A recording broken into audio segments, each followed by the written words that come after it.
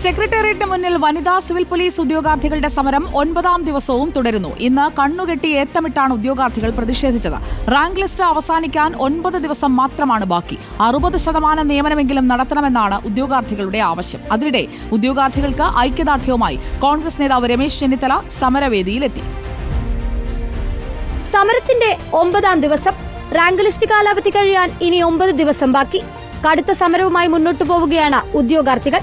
കണ്ണുകെട്ടി ഏത്തമിട്ടായിരുന്നു ഇന്നത്തെ പ്രതിഷേധം.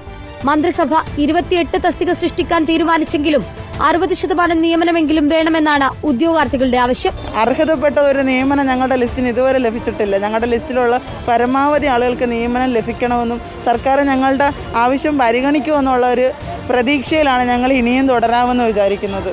അതിനിടെ രമേശ് ചെന്നിത്തല ഉദ്യോഗാർത്ഥികൾക്ക് ഐക്യദാർഢ്യവുമായി സമരവേദിയിലെത്തി. പ്രശ്നം പരിഹരിക്കാൻ മുഖ്യമന്ത്രിക്ക് കത്ത് നൽകുമെന്ന് രമേശ് ചെന്നിത്തല പറഞ്ഞു. അപ്പോൾ അടിയന്തരമായി മുഖ്യമന്ത്രി ഈ കാര്യത്തിൽ നടപടി സ്വീകരിക്കണം. അതുകൊണ്ട് മനുഷ്യത്വപരമായി ഈ കാര്യത്തെ സമീപിച്ചുകൊണ്ട് CPO റാങ്ക് ലിസ്റ്റിൽപ്പെട്ട ആളുകൾക്ക് പരമാവധി ആളുകൾക്ക് നിയമനം കൊടുക്കാനുള്ള നടപടി ഗവൺമെന്റ് സ്വീകരിക്കണം. ഇത് ആവശ്യപ്പെട്ടുകൊണ്ട് ഞാൻ തന്നെ മുഖ്യമന്ത്രിക്ക് ഇന്നൊരു കത്ത് മുഖ്യമന്ത്രിക്ക് നൽകുന്നു. സമരവേദിയിൽ നിന്ന് തൃശൂരിൽ നിന്നെത്തിയ ഉദ്യോഗാർത്ഥി കുഴഞ്ഞു വീണു. ഇവരെ ഉടൻ ആശുപത്രിയിലേക്ക് മാറ്റി.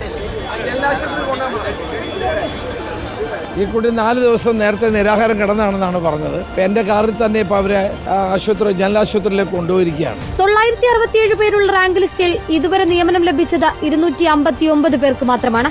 500-ലധികം ഒഴിവുകൾ ഉണ്ടായിട്ടും സർക്കാർ സാമ്പത്തിക പ്രതിസന്ധി പറഞ്ഞ് ഒഴിവുകൾ റിപ്പോർട്ട് ചെയ്യാത്തതാണെന്നും ഉദ്യോഗാർത്ഥികൾ ആരോപിച്ചു. റിപ്പോർട്ടർ, തിരുവനന്തപുരം.